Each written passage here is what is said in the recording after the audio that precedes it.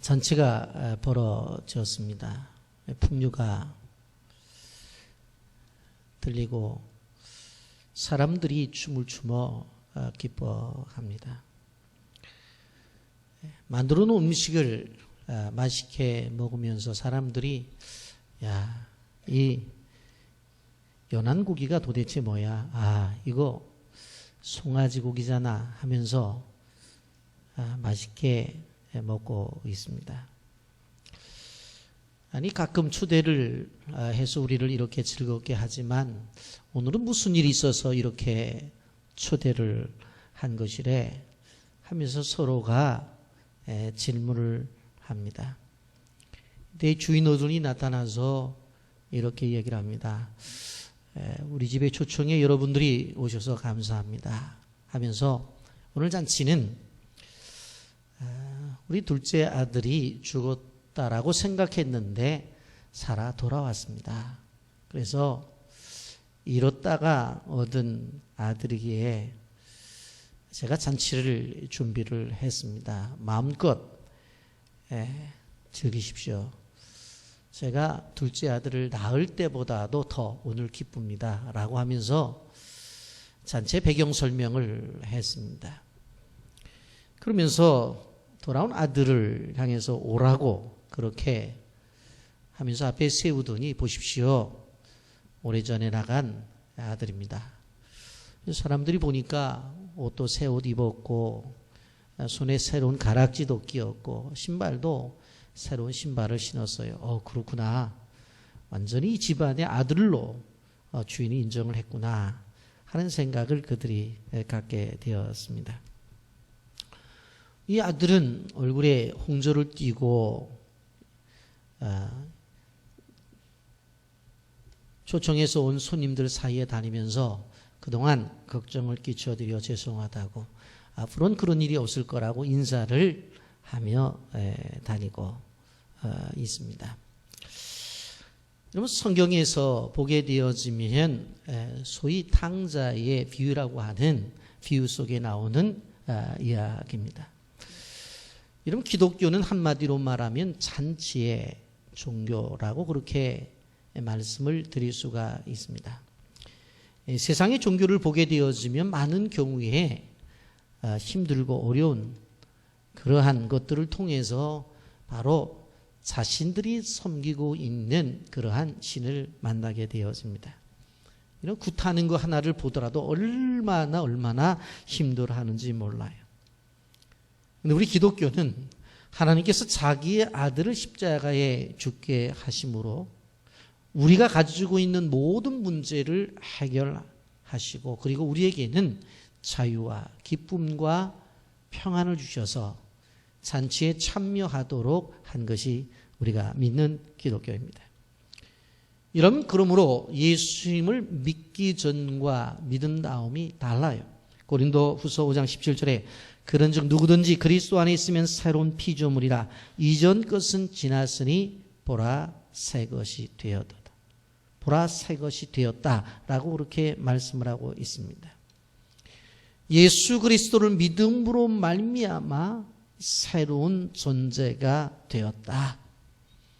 그래서 예수 그리스도 안에 있게 되어지면 끊임없이 우리를 향해서 내리시는 하나님의 사랑을 받는 존재가 되었다고 하는 것입니다. 그 사랑이 어떤 사랑인지 오늘 영상 하나 보고 말씀을 계속하도록 하겠습니다. 하나님은 당신을 사랑하십니다. 이 이야기를 당신이 처음 들었을 때 또는 지금 이렇게 매끄럽게 빠져나가고 있을 거예요. 감동은커녕 별스러운 감흥도 느껴지지 않겠죠? 왜냐하면 당신은 하나님의 사랑 없이도 잘 살아왔고 또 잘 살아갈 거라고 여기니까요. 정말 그런가요? 당신은 잘 살아가고 있나요? 그런 당신에게 이야기를 하나 들려드리고 싶어요. 한 떠돌이 고아가 있었습니다. 돌봐주는 이 하나 없이 하루하루가 너무나 힘들었지만 그는 열심히 노력했고 또 성실히 살았습니다. 그가 스스로를 책임질 수 있는 어른으로 자랐을 때 모두가 그를 칭찬했습니다. 다들 그를 더러 훌륭하고 좋은 사람이라고 말했죠. 그런데 그의 마음속에는 상한 부분이 있었습니다. 자신이 버림받은 아이였다는 것이 고통스러웠고 또 부모로부터 버려진 자신의 삶이 항상 저주스럽게 여겨졌습니다. 이 상처는 그가 열심히 살아도 또 아무리 노력하여도 낫지가 않는 어찌할 수 없는 부분이었습니다. 그래서 겉으로는 아무렇지 않은 척했지만 행복한 가정을 보면 가슴속에서 가시가 자라나고 입으로는 독이 스며나와 눈에는 피가 흘러나왔습니다. 그는 이 모습을 감추느라 항상 힘이 들었죠. 종종 못 참을 때도 있었고 그렇게 하루하루를 밀어내며 살아가고 있었습니다. 사람들은 그를 좀 이상한 부분이 있지만 그래도 좋은 사람이라고 말하곤 했습니다. 그런데 어느 날 그의 부모에 대해 알고 있다는 어떤 사람을 만나게 되었습니다. 그리고 그에게서 자신은 몰랐던 이야기를 듣게 되었습니다. 그의 부모는 그를 많이 사랑했다고 합니다. 그런데 어느 날 길을 가던 중 사나운 짐승과 마주치게 되었다고 했습니다. 부모는 그를 가능한 위험으로부터 멀리 옮기고 또 그를 살리기 위해 맹수의 줄임배를 채워주었다고 합니다. 버려졌다고 생각했던 자신이 실은 구함을 받았다는 것을 알게 되었습니다. 그를 버린 거라 생각했던 부모가 실은 자신을 버려 그를 살렸다는 것을 알게 된 것입니다. 이 이야기를 듣고 난 후 그는 자신의 삶에 대한 생각이 완전히 바뀌게 되었습니다. 저주스럽게 여긴 버림받은 삶이 아니라 구원받은 소중한 삶이라는 것을 깨닫게 된 것이죠. 이후로 그는 행복한 가정을 보게 되면 자신의 삶이 감사했고 기쁨과 감동으로 눈물을 흘리기도 했습니다. 그리고 스스로 저런 행복한 가정에 대한 희망을 품을 수도 있게 되었습니다.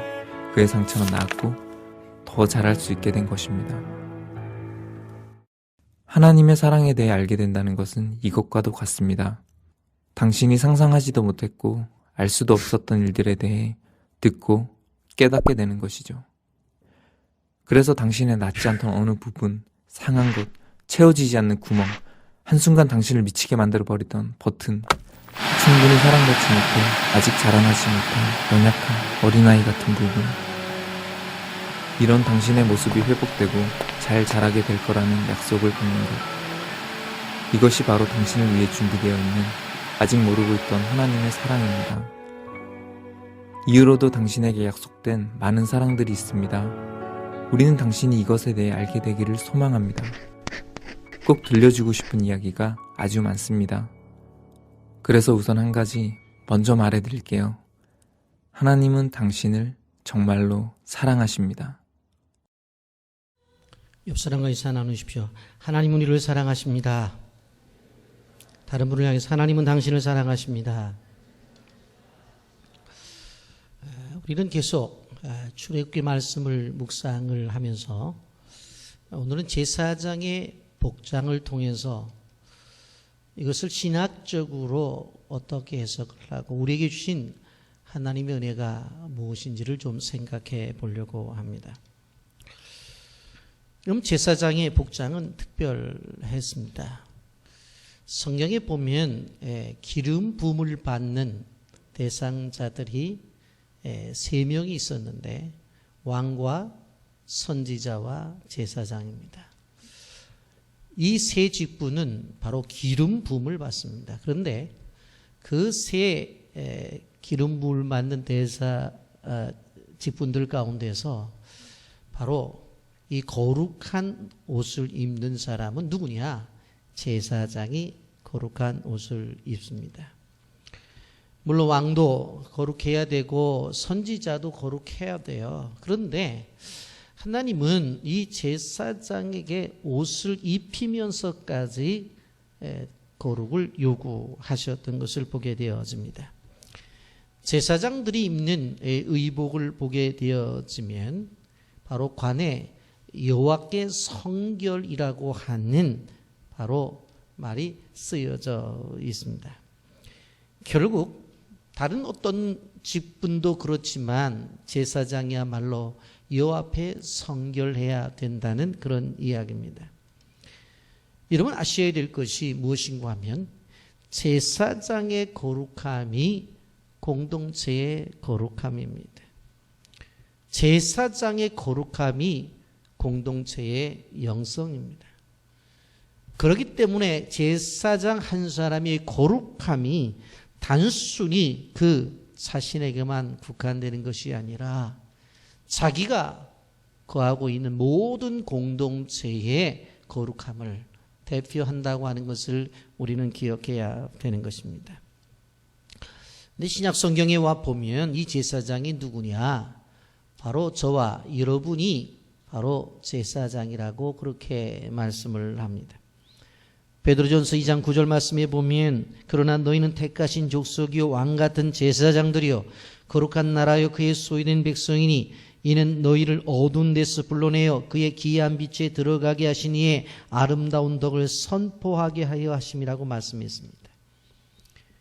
이것은 베드로가 생각해서 쓴 것이 아니라 하나님께서 그에게 계시의 말씀을 주셔서 그가 기록을 한 거예요.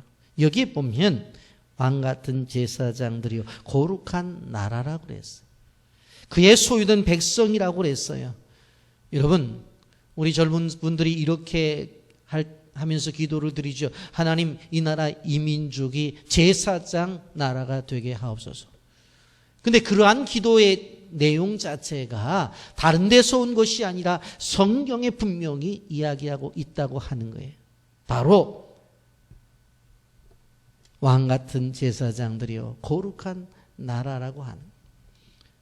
여러분, 우리가 기도하면서 하나님 이 나라가 정말로 제사장 나라가 되게 해달라고, 그리고 우리 가정이 제사장적 사명을 감당하는 가정이 되게 해달라고, 우리 교회가 이 시대 속에서 모든 죄악을 짊어지고 그 문제를 해결해 나가는 그러한 제사장적인 사명을 감당하는 교회가 되게 해달라고, 그리고 우리 한 사람 한 사람이 제사장이 되게 해달라고 하는 기도는 잘못된 기도가 아니라는 거예요. 성경에서 말씀하고 있는 바로 사실이라고 하는 것입니다. 여러분, 이스라엘 백성들이 애굽에서 나와 광야로 가게 되어져요. 그 출애굽 속에서 하나님께서 주신 말씀이 출애굽기 19장 5절부터 6절의 말씀입니다. 세계가 다 내게 속하였나니 너희가 내 말을 잘 듣고 내 언약을 지키면 너희는 모든 민족 중에서 내 소유가 되겠고 너희가 내게 대하여 제사장 나라가 되며 거룩한 백성이 되리라. 너는 이 말을 이스라엘 자손에게 전할지니라 그랬어요. 너희가 내게 대하여 제사장 나라가 된다. 분명히 말씀하고 있습니다. 여러분, 우리가 기억해야 될 것은 무엇인가 하면 구약의 제사장의 이야기는 바로 우리들의 이야기라고 하는 것을 우리는 알아야 됩니다. 근데 이 제사장을 세움에 있어서 우리는 제사장을 세우는데 특이한 것들을 좀 발견할 수가 있습니다. 오늘 28장 1절에 보면 너는 이스라엘 자손 중 내 형 아론과 그의 아들들 곧 아론과 아론의 아들들 나답과 아비후와 엘르아살과 이다마를 그와 함께 내게로 나오게 하여 나를 섬기는 제사장 직분을 행하게 하되, 그렇게 말씀해요. 여러분, 성경을 바라보게 되어지면 어떤 직분을 세우게 되어질 때에 아무나 선택해서 그렇게 세우는 게 아니에요. 여러분, 이스라엘 백성들이 광야를 지나게 되어질 때에 모세 인도를 받아요. 근데 어느 날 장인 이도로가 모세를 방문해 보니까 모세가 그 수많은 200만 명이나 되는 사람들을 혼자 관리하고 있는 거예요. 이도로가 뭐라고 말하냐면, 아니 왜 이렇게 고생을 하면서 이렇게 하고 있느냐, 그러지 말고 1000명을 다스리는 천부장, 100명을 다스리는 백부장, 50명을 다스리는 50부장과 10명을 다스리는 10부장을 세워서 그 안에서 관리하도록 하고, 그리고 그들이 해결할 수 없는 문제가 있으면 그때 가서 자네가 하면 어떻겠느냐, 그렇게 제안을 해서 그거를 받아들이잖아요. 그때 바로 천부장과 백부장과 50부장과 10부장을 세울 때 기준이 있었어요. 출애굽기 18장 21절 또 온 백성 가운데서 능력 있는 사람들 곧 하나님을 두려워하며 진실하며 불의한 이익을 미워하는 자를 살펴서 백성 위에 세워 천부장과 백부장과 50부장과 10부장을 삼아 그랬어요. 여기에 보면 하나님을 두려워해야 된다, 진실해야 된다, 불의한 이익을 미워한 그런 사람을 선택해서 세우라고 그랬어요. 분명히 기준이 있었다는 이야기입니다. 그런데 제사장을 세우는 데 있어서는 특별한 기준이 없어요. 어떻게 보면 가장 기준을 세워야 됨에도 불구하고 그런 기준이 없다라고 하는 거예요. 단지 여기에 보면 모세의 형이라고 하는 이유 하나를 들어요. 여러분 이해가 안 되죠? 여러분 만약 여러분들 생각해 보세요. 제가 우리 집안에 맏아들이기 때문에 형이 없습니다만은 만약에 형이 있다고 가정할 때 어느 날 주일 예배 때 아니 우리 형님이 계신데 이 나이 들도록 교회에서 직분 하나도 제대로 받지 못했으니까 오늘부터 내가 우리 형님은 장로님으로 임명을 할 테니까 그대로 알으라고.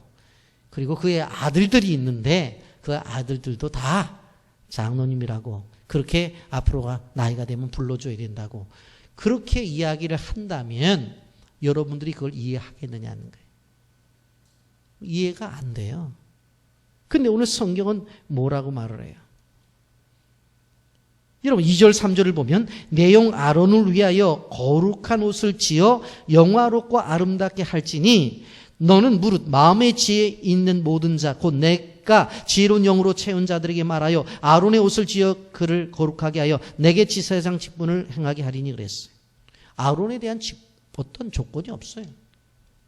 오히려 아론에게 입힐 옷 그것을 짓는 사람들에 대해서 이야기하잖아요. 3절에 너는 무릇 마음에 지혜 있는 모든 자 곧 내가 지혜로운 영으로 채운 자들에게 말하여 아론의 옷을 지어 그랬어요. 지혜로운 자, 하나님께서 성령을 주셔서 바로 지혜로운 영으로 채움을 받은 그 사람들의 옷을 만들어서 아론에게 입히라고 그렇게 말을 했어요. 여러분 이 말씀 무슨 말씀인 줄 아세요? 우리가 거룩하게 되어지는 어떠한 제사장이 되어지는 것들이 우리의 수양이나 훈련이나 인간됨을 통해서 되어지는 것이 아니라는 거예요. 오랫동안 제자 훈련 1기, 2기, 3기 하면서 제자 훈련을 받았기 때문에 그런 것이 아니라는 거예요. 좋은 학교를 졸업했기 때문에 그러한 것이 아니라는 거예요. 어떤 코스를 밟았기 때문에 제사장 직분을 받는 것이 아니라는 거예요. 여기서 한 가지 중요한 것은 뭐예요?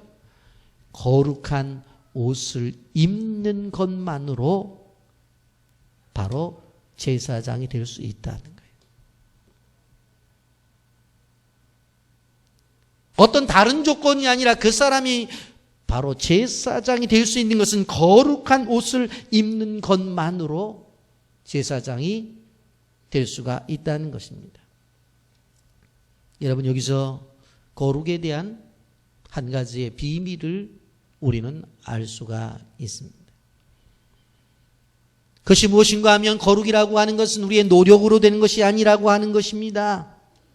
우리가 거룩 찬송을 부른다고 되어지는 것이 아니라고 하는 거예요.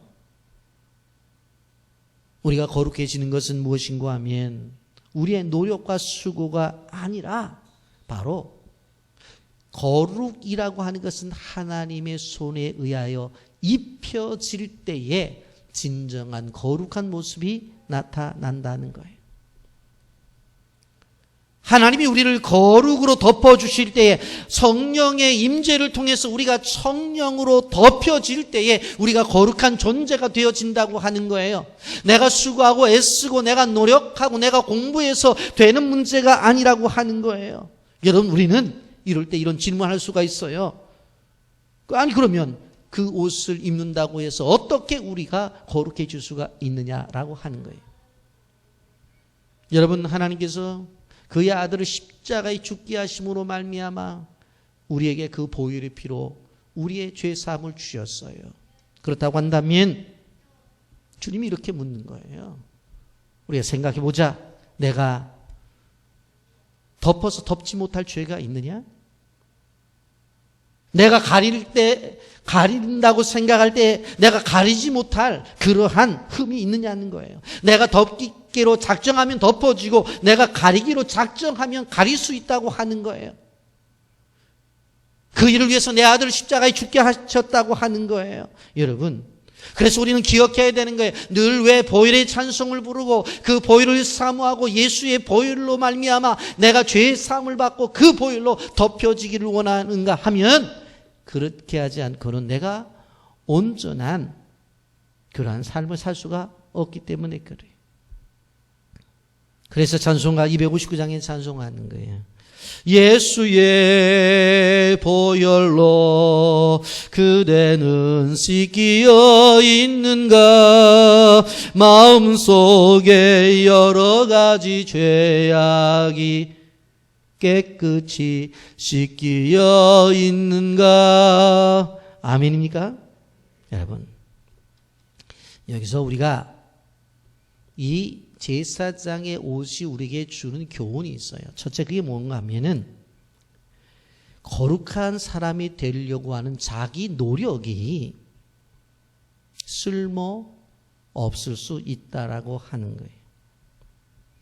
그렇다고 해서 수고하고 애쓴 것을 부정하는 건 아니에요. 그런데 우리가 생각을 해보세요. 우리가 애를 쓰고 우리가 노력을 한다고 해서 우리 속에서 올라오는 세상적인 욕심이 없어지든가요? 내가 애쓴다고 해서 내가 가지고 있는 인간적인 생각이 사라지냐고요. 내가 가지고 있는 자기중심적인 생각이 웬만해서 없어지지를 않는 거예요. 어떤 사람은 이러한 생각을 없애기 위해서 무릎을 꿇고 어떤 사람은 가슴을 치고 유대인들은 옷을 찢으면서 별의 별 모양을 다 해도 그 속에 있는 그 죄성을 쉽게 없앨 수가 없다라고 하는 것입니다. 굉장히 많은 사람들이 이러한 노력을 했어요. 고행도 해봤어요. 금식도 해봤어요. 그런데 잘 안 되는 거예요.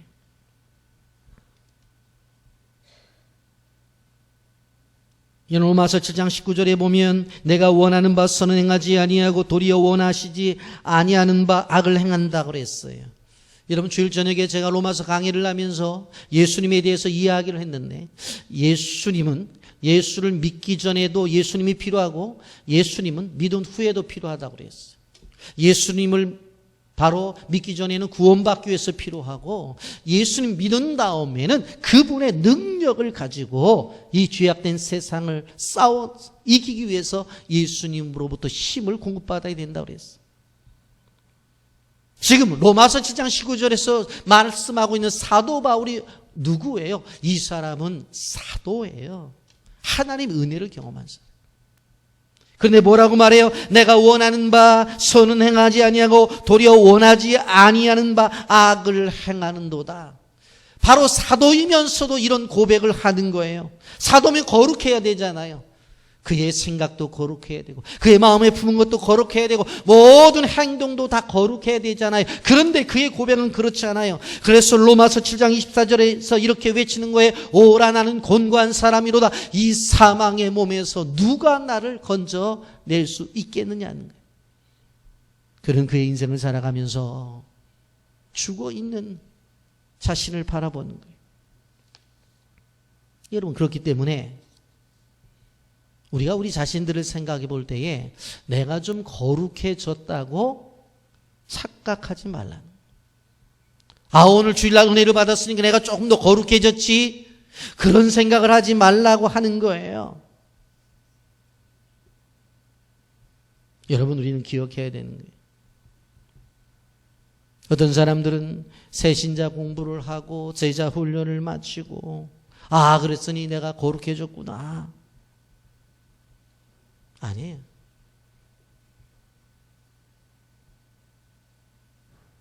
어떤 사람들은 방언을 해요. 그러니까 다른 사람들보다 내가 거룩해졌지. 내가 아픈 사람들의 손을 얹고 기도를 해. 그러면 그 사람이 나아지지. 그렇으니 내가 거룩해졌지. 그렇게 생각하지 말라는 거예요. 거룩이라고 하는 것은 나로부터의 출발이 아니라는 거예요. 여러분, 그렇다고 한다면 그게 다 거룩해진 것이라고 생각한다면 왜 기도원에 모인 사람들은 딱 거룩한 공동체가 되어서 그들의 모습 속에 거룩함만 나타나야 되는데 기도회 끝나고 나오게 될 때면은 그냥 자동차 먼저 타려고 새치기 하고 그런 일들이 왜 벌어져요? 그런 게 아니라는 거예요. 거룩이라는 것은 하나님이 예수 그리스도로 입혀주게 되어질 때에 우리의 죄성이 드러나지 아니함으로 말미암아 거룩이 나타나는 것이지, 내가 거룩한 존재가 되어서 나타나는 것이 아니라고 하는 것을 우리는 기억해야 돼.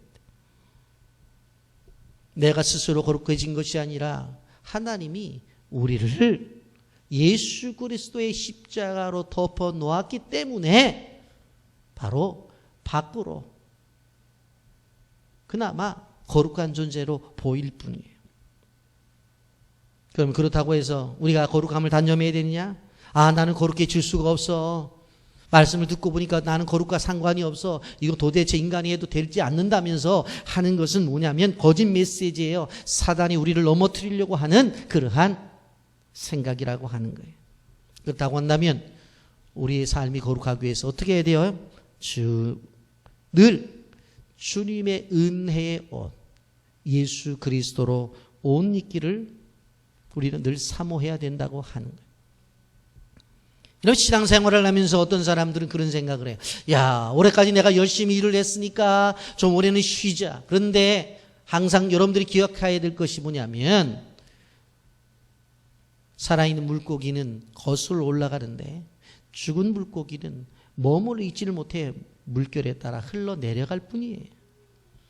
그렇기 때문에 끊임없이 우리가 올라가야 되는 것이지 머물러 있게 되어지면 결국은 어떻게 되어져? 흘러내려갈 뿐이에요. 우리가 그렇기 때문에 늘 생각해야 되는 것이 무엇인 줄 아세요? 거룩한 옷을 입기 위해서 교회 안에서 끊임없는 수고와 애씀과 노력을 통해서 하나님의 사역 속에 동참해 나가야 된다라고 하는 거예요. 그러면서 주님께서 우리를 향해 주신 그 거룩한 옷을 입으려고 우리가 늘 머릿속에 생각이 있어야 돼. 자, 그렇다고 한다면 성경에서 말하고 있는 거룩한 옷이 주는 의미가 도대체 무엇이에요? 출애굽기 28장 4절에 보면 이렇게 말씀합니다. 그들이 지을 옷은 이러하니 곧 흉패와 에봇과 겉옷과 반포 속옷과 관과 띠라. 그들이 내 영 아론과 그 아들들을 위하여 거룩한 옷을 지어 아론이 내게 제사장 직분을 행하게 하라고 그랬어요. 6가지가 나오죠. 6가지. 흉패, 에봇, 겉옷, 반포 속옷, 관, 띠. 여기서 관이라고 하는 것은 쓰는 모자고 띠는 허리띠니까 시간이 없어서 그냥 간단히 넘어가기로 하고 4가지만 오늘 생각을 해보겠는데 지난주처럼 겉에서부터가 아니라 속에서부터 겉으로 한번 생각을 해보려고 해요. 첫째는 속옷이에요. 속옷. 배실로 짠 속옷이에요. 그런데 이것이 흰색이에요. 그럼 흰색은 무엇을 이야기하고 있어요? 정결과 깨끗함을 의미한다고 볼 수가 있어요.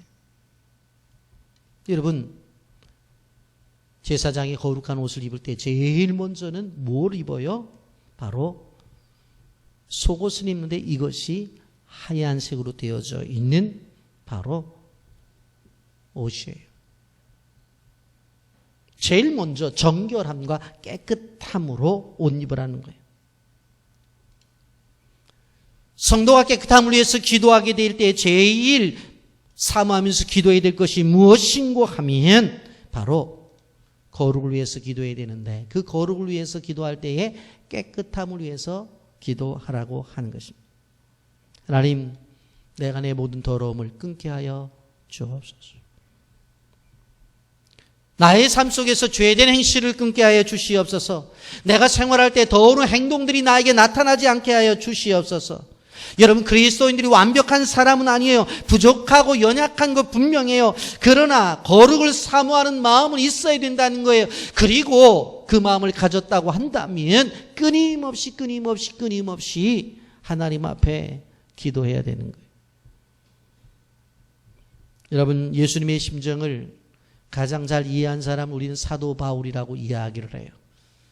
그런데 그 사도 바울의 마음을 가장 잘 이해한 사람은 바로 그의 제자였던 성 어거스틴이에요.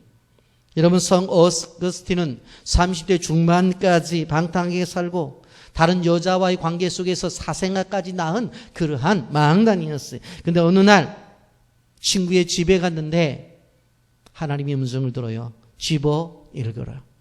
집어 읽어라. 깜짝 놀라서 앞에 보니까 성경책이 있어요. 그래서 성경책을 열어보았더니 거기에서 로마서 13장 12절 13절의 말씀이 눈앞에 보이는 거예요. 다 같이 함께 읽어봅니다. 시작. 밤이 깊고 낮이 가까웠으니 그러므로 우리는 어둠의 일을 벗고 빛의 갑옷을 입자.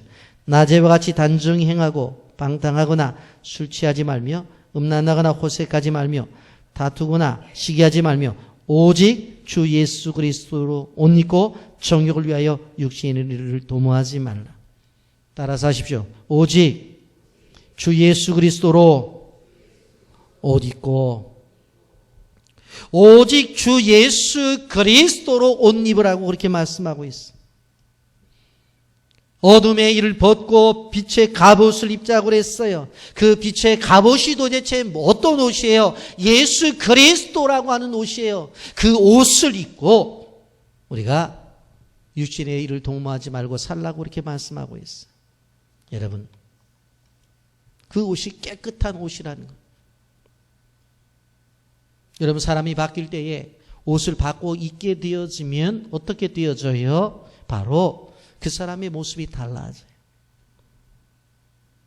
우리가 오랜 수양을 한다고 해서 바뀌어지는 것이 아니라 그분이 나를 덮게 되어질 때에 우리는 달라지는 거예요. 예수 그리스도로 옷 입게 되어질 때에 우리가 달라지는 거예요.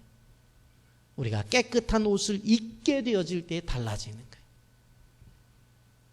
그래서 성경에 보면 거룩한 존재가 되기 위해서는 제일 먼저 깨끗한 하얀 옷을 입는 것을 생각해라. 두 번째, 겉옷입니다. 겉옷의 색깔은 청색인데 정확하게 말하면 하늘색입니다. 여러분, 우리의 거룩함의 모든 것들은 하늘로부터 온다고 하는 거예요. 세상 속에 살아가면서 멋진 일들이 얼마나 많아요. 사람에게서 오는 것들이 많아요. 여러분, 우리가 생각을 해본다고 한다면 세상 속에 살아가면서 어떤 사람들은 얼굴을 이쁘게 하려고 성형수술을 해요. 그런데 그 얼굴을 보고 거룩하다고 누가 얘기를 해요. 어떤 사람은 자기의 몸매를 위해서 수많은 노력을 하죠. 그래서 몸이 아름다움으로 가꿨어요. 그럴 때 야, 당신 몸 정말 거룩하다고 그렇게 누가 표현을 하냐. 어떤 사람은 옷을 잘 골라 입었어요. 그 옷을 잘 입었다고 해서 누가 거룩하다고 말을 하냐고요. 사람들은 지위가 올라가면 너무 좋아해. 그런데 지위에 올라갔다고 해서 당신이 과장해서 부장이 했다고 그래서 거룩하다고 얘기해요. 세상 속에서 일어나는 어떠한 사람을 즐겁게 하고 사람을 기쁘게 하고 사람을 좋게 하는 모든 것들 속에 거룩하다는 이야기가 들어가질 않아요. 여러분, 우리가 기억해야 될 것은 무엇인가 하면 세상 속에서 나타나는 모든 것들은 거룩과는 상관이 없어요. 여러분, 왜 그래요? 이 거룩은 하늘로부터 우리에게 오는 것이기 때문에 그래요. 여러분, 그러므로 그리스도인들이 생각해 봐야 되는 것이 뭔가 하면 내가 오늘 기뻐하는 이 기쁨의 근거가 무엇인가? 내가 즐거워하는 이 즐거움이 어디로부터 온 것인가? 내가 지금 만족해 하는데 이 만족함이 어디로부터 온 것인가를 생각해 봐야 돼요. 그것이 하늘로부터 온 것이면 거룩한 것이지만 그렇지 않으면 그냥 그 기쁨과 즐거움으로 끝나는 거예요. 그래서 여러분들이 마음이 즐거울 때 거울을 보고 되려 질문해야 돼. 너 왜 지금 즐겁냐? 왜 내가 기쁘냐? 물어봐야 돼요. 그런데 그런 것들이 하늘에서부터 내려왔다고 한다면 거룩이에요. 그런데 세상의 관계 속에서 이루어진 것이라고 한다면 그건 진정한 거룩이 아니에요. 그래서 그리스도인들은 늘 무엇을 생각해야 돼요? 하늘을 바라보며 하나님이 내게 주시는 것, 그걸 사모하면서 나가야 되는 거예요. 세 번째로 에봇입니다. 여러분, 에봇이라는 단어가 성경에 자주 나오는데 제사장들이 입는 옷의 한 부분이. 제가 3부 예배 때는 가운을 입지 않습니다만 2부 예배 때는 가운을 입죠. 그런데 이 가운을 입었다라고 하는 것은 예배를 시작했다는 사인이에요. 제가 그 가운을 입고 뭐 밑에 내려가나 저 집에까지 걸어가는 적이 없어요. 그러니까 이 제사장이 에봇을 입었다라고 하는 것은 제사가 시작되었다는 사인이에요. 쉽게 말하면 거룩이라는 것을 어디에서 찾아야 되는지 아세요? 사역 속에서 찾아야 돼요. 하나님께서 나에게 주신 그 사명, 그 사명을 감당하는 속에 거룩이 있다고 하는 거예요. 사회생활이 아무리 바쁘다고 해서 그것을 거룩하다고 말을 하지 않아요.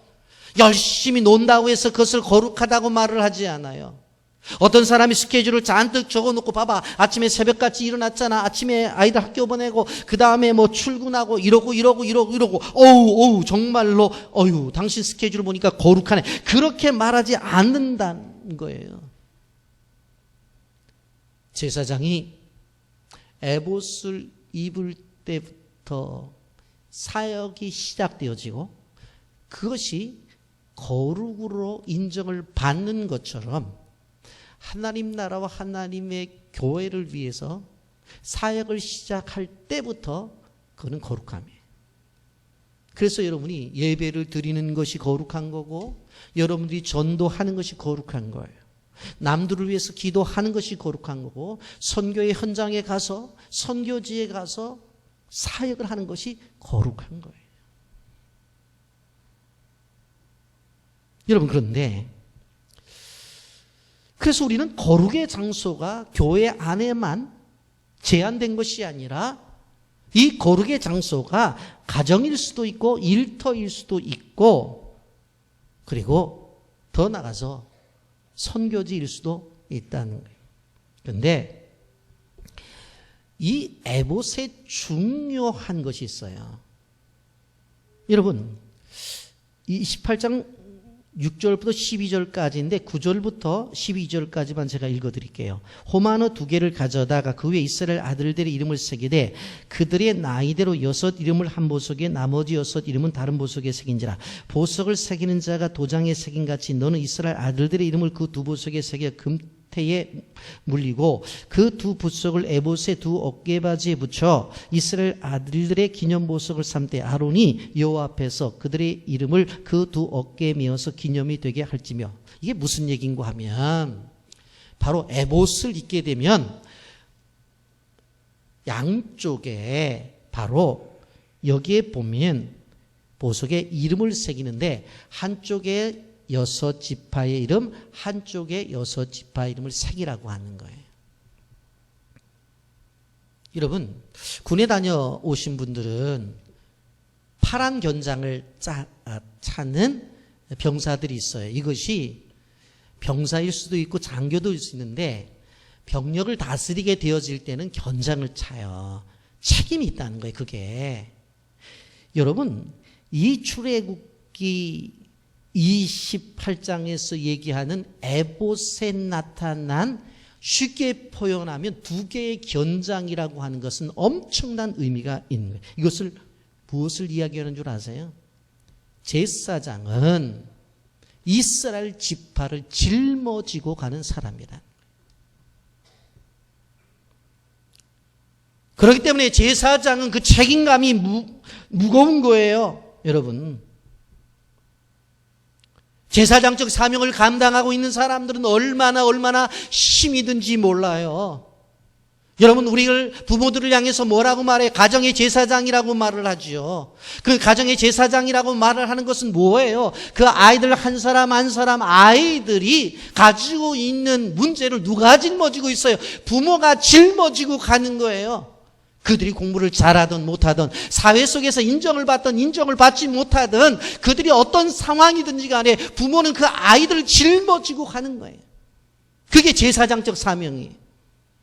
이스라엘 백성들이 얼마나 속을 썩이고 얼마나 고통을 줬어요. 그런데 제사장들에게 뭐라고 말하는 거예요? 저 200만 명이 되어지는 그 모든 이스라엘 백성들의 죄악을 너희들이 감당하라는 거예요.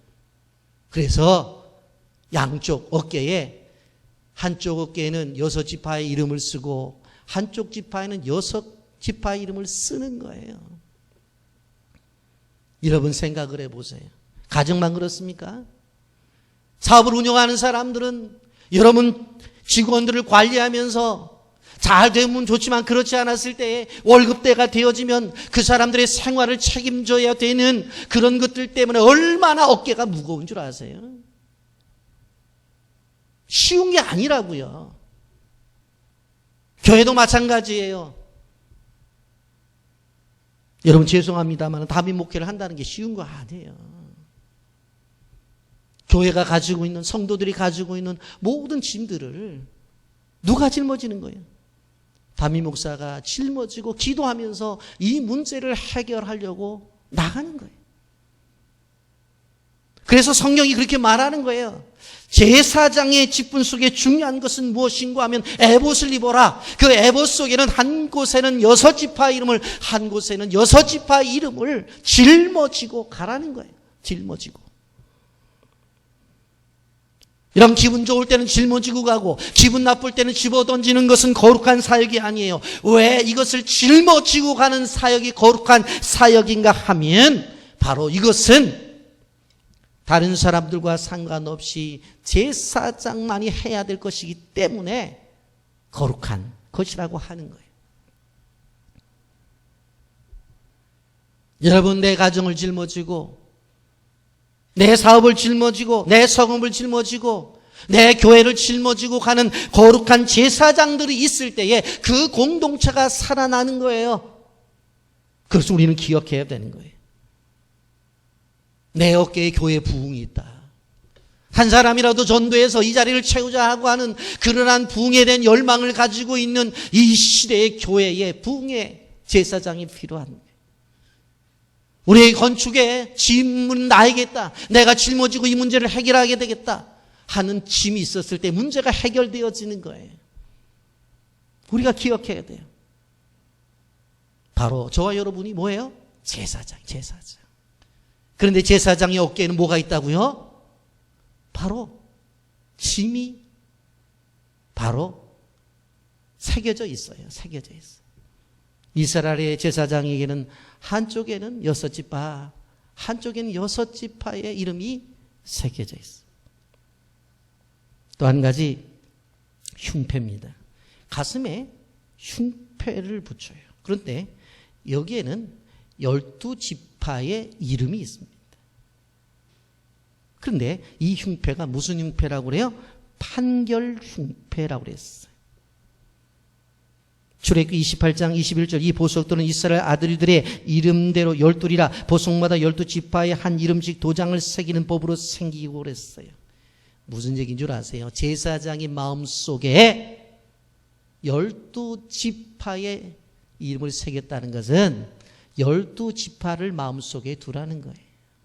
근데 이 흉패가 무슨 흉패라고요? 판결 흉패라고 했어요. 물론 판결을 위해서 사용하기도 하지만 제사장이 가져야 될 마음은 뭐예요? 자기가 생각할 때 저기는 좀 부족해. 그래도 마음에 품어야 돼요. 저기는 그래도 잘해. 그래 잘하니까 내 자녀지. 그렇게 품고. 그게 아니라는 거예요. 이스라엘 제사장들의 마음에 품는 이스라엘 백성들은 그들이 부족해도 마음에 품어야 되고 그들이 잘해도 마음에 품어야 돼요. 공부를 잘해도 마음에 품어야 되고 공부를 못해도 품어야 돼요. 요즘 말로 말하면 잘 살아도 품어야 되고 잘 못 살아도 품어야 돼요. 그리고 사고를 치든 안 치든 다 품어야 돼요. 그게 뭐예요? 제사장이 가지고 있는 바로 마음이어야 된다. 여러분 제사장이 저 교회에 있는 분이가 말씀을 우리 교인은 아니라고. 지금 말 잘 들어. 우리 교인이라고. 그게 아니라는 거예요. 이스라엘 백성들이 출애굽을 하면서 여러분 사고 친 거 생각해 보세요. 한두 번 사고 쳤어요. 데리고 나왔더니 돌아가겠다고.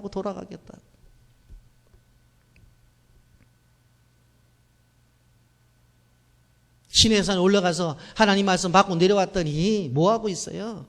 금송아지 만들어서 제사를 지내고 있잖아요. 근데 하나님의 벌을 받으니까 모세가 엎드려서 뭐라고 말을 해요?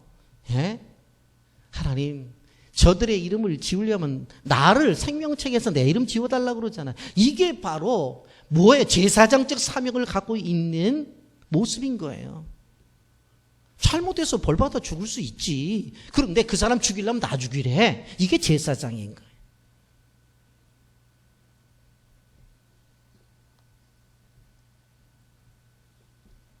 여러분, 우리가 제사장적 사명을 가지고 있는 사람들은 기도가 달라요. 이 집사님은 이것이 잘못되고 저 집사님은 저것이 잘못되고 그 집사는 그것이 잘못되고 그런 게 아니라 누가 잘못했든지 간에 제사장적 사명을 갖고 기도하는 사람은 한 공동체 안에서 제사장적 사명을 감당하는 사람, 그들을 가지고 기도하는 거예요. 함께 가는 거예요. 함께.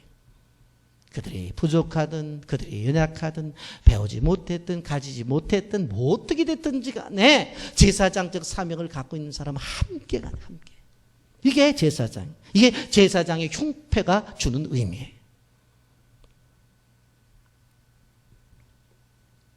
여러분, 우리는 생각해야 돼요. 이제 말씀을 정리하려고 합니다.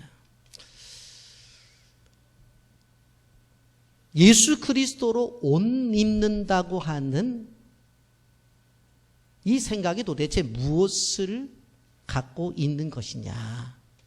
지금 생각을 해봤어요. 제일 먼저는 끊임없이 깨끗함과 정결함을 사모하는 것, 그게 예수 그리스도로 옷 입는 거예요. 왜? 예수님이 십자가에 죽으시면서 우리를 위해 죄 사함을 주셨잖아요. 그러니까 예수님이 십자가에 죽으신 그 십자가의 은혜를 생각하며 기도하며 늘 깨끗해지는 거예요. 그런데 그 예수님이 어디로부터 오셨어요? 하늘로부터 오셨죠. 하늘의 은혜를 늘 말씀하셨죠. 우리도 그렇게 살아가는 거예요. 그리고 예수님이 뭐라고 말씀했어요? 수고하고 무거운 짐진 자들아 다 내게로 와라. 내가 너희를 쉬게 해주겠다. 그 말은 뭐예요? 너희들이 가지고 있는 짐 내가 지겠다는 거예요. 그 말이지. 수고하고 무거운 짐진 자들을 향해서 오라고 말하면서 쉬게 해준다고 그러면서 그러면은 어떻게 쉬게 하시겠다는 거예요? 예수님이 같이 짊어지겠다는 이야기지. 이 시대에 그리스도로 말미암는 에봇을 입는 존재가 우리가 되어져야 된다. 왜? 예수님께서 병든 사람 찾아가셨죠. 그렇게 조소와 그렇게 많은 사람들에게 조롱을 받으면서도 예수님께서 십자가를 마지막까지 짊어지시잖아요. 우리의 죄를 위해서 짊어지시잖아요. 짊어지시잖아요. 그게 예수님이 짊어진 에봇의 견장이에요. 짊어지잖아요. 그리고 그분이 어떻게 해요? 다 품잖아요. 자기를 위해서 죽이는 사람을 향해서도 뭐라고 말해? 십자가장에서 하나님, 저들의 죄를 저들에게 돌리지 말아달라고. 저들이 하는지는 모른다고. 다 품으시잖아요. 다 품잖아요. 여러분, 우리는 꼭 기억하셔야 돼요. 우리는 제사장이다. 옆서 나가 인사 나누십시오. 제사장이십니다. 다시 한번 다른 분을 향해서 제사장이십니다. 제사장은 머리에 여호와께 성결이라고 하는 그런 허리에 띠를 띠고 옷 속에서는 4가지 중요한 것을 말씀드렸어요. 성결함에 깨끗한 하얀 옷을 입고 하늘로부터 내려오는 은혜를 받기 위해서 어떤 옷을? 파란 옷을 입고, 그리고 사역을 감당하기 위해서 무거운 짐이지만 짊어지는 에봇을 입고, 그리고 뜨거운 열정을 가지고 어떤 사람이라도 내가 품겠다고 하는 열정의 흉패를 가슴에 붙이고 나가는 사람이 이 시대의 제사장이에요. 꼭 기억하셔서 여러분, 이 시대 속에서 주님이 말씀하시는 제사장 되시기를 예수님의 이름으로 축복합니다. 아멘.